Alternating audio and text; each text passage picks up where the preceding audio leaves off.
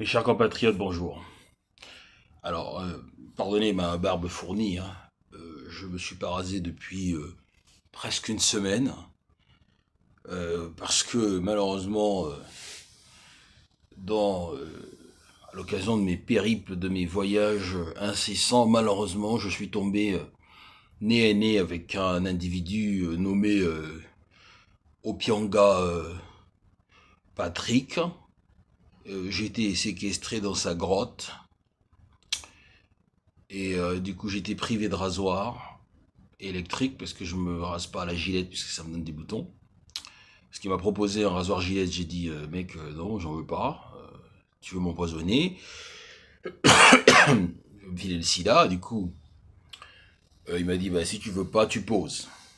Du coup, j'ai décidé de faire une pause et de faire cette vidéo pour vous expliquer mon désarroi face à cette séquestration extrêmement dangereuse. Bref. Non, aujourd'hui je vais vous parler de François Zimeray, il me sort par les trous de la bite ce mec. Je vais vous parler de François Zimeray. Cet avocat ultra-sioniste, c'est important de le préciser, qui aujourd'hui accuse le Gabon de violation des droits de l'homme, etc. Je rappelle quand même que il faut regarder sur Internet, hein, allez taper son nom sur Internet, sur Google notamment, vous allez voir toutes les interviews qu'il a faites. Il défend pas beaucoup les droits de l'homme, hein. Il défend ses clients d'abord, avant de défendre les droits de l'homme d'un point de vue général. Et il est présenté comme étant un spécialiste du droit des affaires internationales, donc c'est pas du tout les droits de l'homme, ça. Enfin, c'est ce que j'ai entendu, hein, c'est Kavli qui le dit. Et dans une vidéo, il défend pire. Il défend Netanyahou. Dans cette vidéo, il explique que on peut pas mettre dos à dos, dit-il, les victimes et les bourreaux. Donc pour lui, les victimes, c'est le peuple palestinien, pardon, le peuple israélien tout entier, et les bourreaux, c'est le peuple israélien tout entier. Palestinien, pardon, tout entier. C'est-à-dire, il n'y a pas de nuance selon lui. On met tout le monde dans le même sac. Et pour justifier sa diatribe à l'encontre des Palestiniens, il explique quelque chose. Je vous laisse écouter.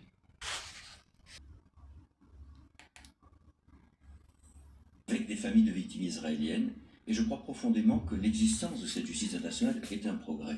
Et dans ce bureau, le procureur Karim Khan nous avait rappelé que la CPI à La Haye, c'est l'héritier de Nuremberg. Oui.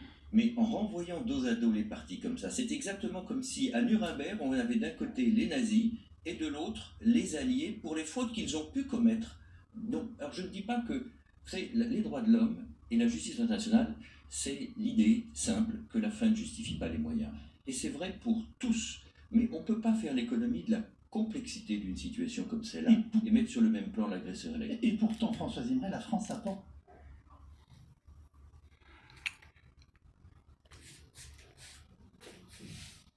Voilà donc ce que nous dit François Zimeray. Il est en train d'expliquer que pour suivre à la fois Benjamin Netanyahou et les leaders palestiniens pour l'attaque du 7 octobre, dit-il, c'est exactement comme si on avait mis sur le même pied d'égalité, c'est ce qu'il dit, qu'on avait poursuivi à l'époque les alliés pour les bombardements alliés.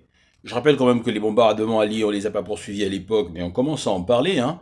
Plusieurs années plus tard, on commence à en parler, hein. Dans le dernier débarquement, des dernières cérémonies du débarquement, il y a des témoignages qui sont sortis disant que les djihadistes américains avaient violé des gonzesses, etc. Bon, bref. Et de l'autre côté, les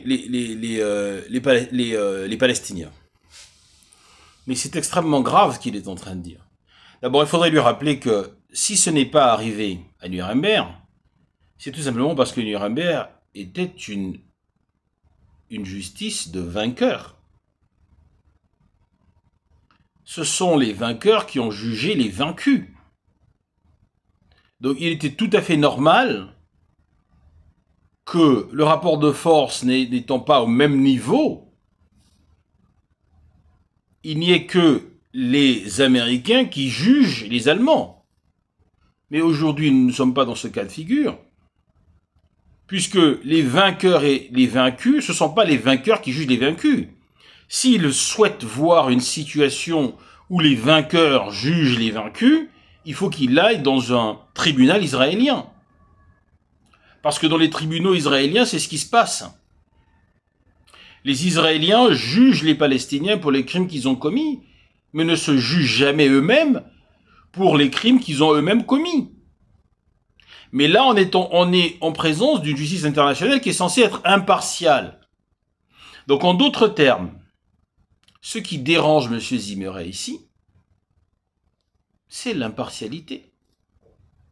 Il nous dit clairement, c'est comme si on avait jugé à la fois les Alliés pour les bombardements indiscriminés, qui étaient jugeables et qui auraient dû être jugés, justement. Et lui, il ne regrette pas ça. Il ne regrette pas que les Américains n'aient pas été jugés pour les crimes qu'ils ont commis. Non. Il explique que les Américains ne devraient pas être jugés parce que, en gros, ils sont le bien et les autres sont le mal. Mais tout le monde sait que dans la nature humaine, il n'y a pas d'un côté les biens et de l'autre côté les mauvais. Tous les humains ont des sentiments et des ressentiments plus ou moins pareils, des dilemmes face à la guerre. Lorsque vous êtes un soldat, on vous demande dans le feu de l'action d'aller tuer des gens, vous le faites parce que vous êtes un soldat. Ce qui vaut pour les Palestiniens vaut pour les Israéliens. Et d'ailleurs, cette affaire, elle n'a pas commencé le 7 octobre. Le 7 octobre est un fait historique, un fait de guerre, disons une bataille, on appelle ça comme on veut, dans un conflit qui dure depuis 70 ans et qui est un conflit de vol de terre quand même, il faut quand même le rappeler. Ce qui se passe en Palestine, c'est exactement ce que les Européens dénoncent en Ukraine depuis le début de la guerre.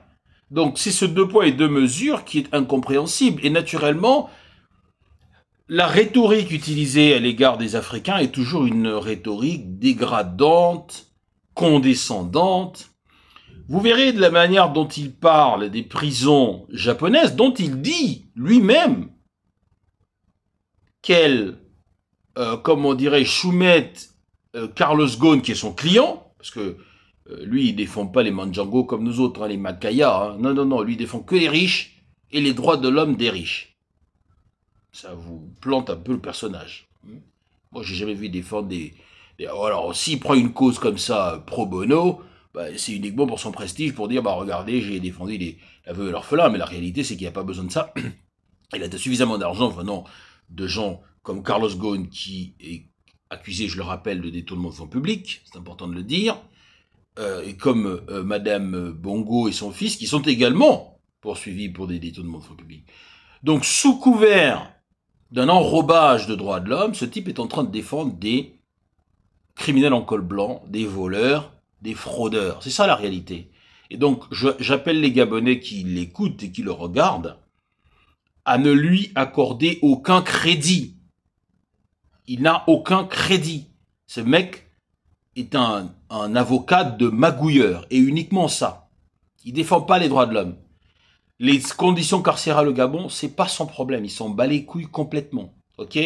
Une fois que ses clients riches, qui le payent grassement. D'ailleurs, on se demande, je l'ai déjà dit, comment ils arrivent à le payer depuis leur cellule. Ça, c'est important de le dire, parce que tous les avoirs des bongos, on doit les récupérer. Donc ces gens-là n'ont pas une thune. Comment ils payent leurs avocats?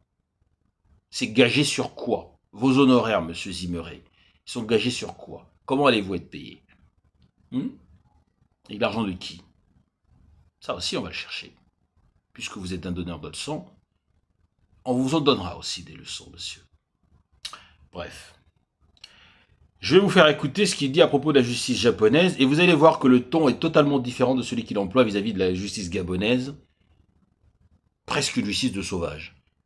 D'accord? Alors que les Japonais ont quasiment le même, plus ou moins, système carcéral. En tout cas, c'est ce qu'il décrit. Il dit aussi qu'il comprend le choc carcéral. Quand il va au Japon, il dit je comprends le choc carcéral, les gens sont emprisonnés, c'est normal, etc.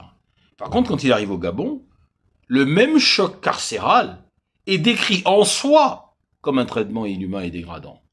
Ça veut dire qu'on est en présence d'un individu. En même temps, on peut pas le blâmer pour cela, puisque je veux dire, la terre entière considère de toute manière les Africains comme des sauvages. Donc lui, il va pas faire exception, le pauvre, si je puis dire.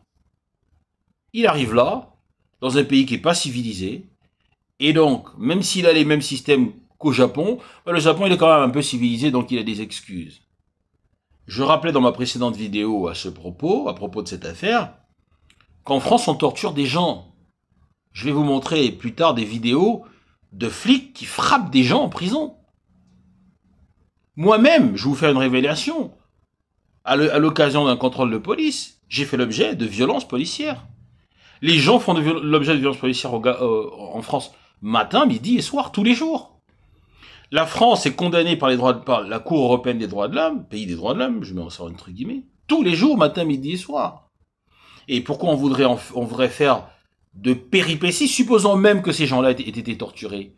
Est-ce que c'est une raison pour jeter le discrédit sur l'ensemble du pays? On pourrait parfaitement imaginer qu'un petit Gabonais flic ou gardien de prison quelque part, voyant Noureddine arriver, il a un peu pété les plombs, il a mis une claque dans sa gueule. Où est le problème? C'est pas grave ça.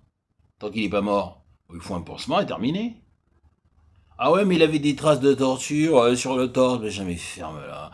Tu crois que les mecs ils vont torturer Noureddine Bongo en sachant que tout le monde, everybody has eyes on him? Seriously? Tu prends les gens pour des débilos ou quoi, mec? Tu crois que les mecs du Gabon qui sont les dirigeants du Gabon qui sont des cyniques finis, ils vont torturer Noureddine et laisser des traces sur son torse? Tu prends les gens pour des cons, quoi. Ta plainte, de toute façon, elle va faire pchit. Il n'y a pas une seule autorité que tu vas foutre en tôle dans ce pays. Pas une seule. Et s'il y a des actes de torture, je dis bien, qui ont été exécutés sur l'un ou l'autre de ces individus, ils seront jugés au Gabon par des Gabonais. Je rappelle que le système international est un système subsidiaire, y compris lorsqu'un pays dispose de ce qu'on appelle la compétence universelle. Donc, sous couvert de justice, de la même manière qu'ils ont colonisé l'Afrique, sous couvert de s'attaquer aux pirates qui continuaient l'esclavage, aujourd'hui, c'est sous couvert de justice internationale et de machin, qu'ils essaient de foutre un pied dans notre pays et interférer dans les affaires internes. Ça, c'est inacceptable.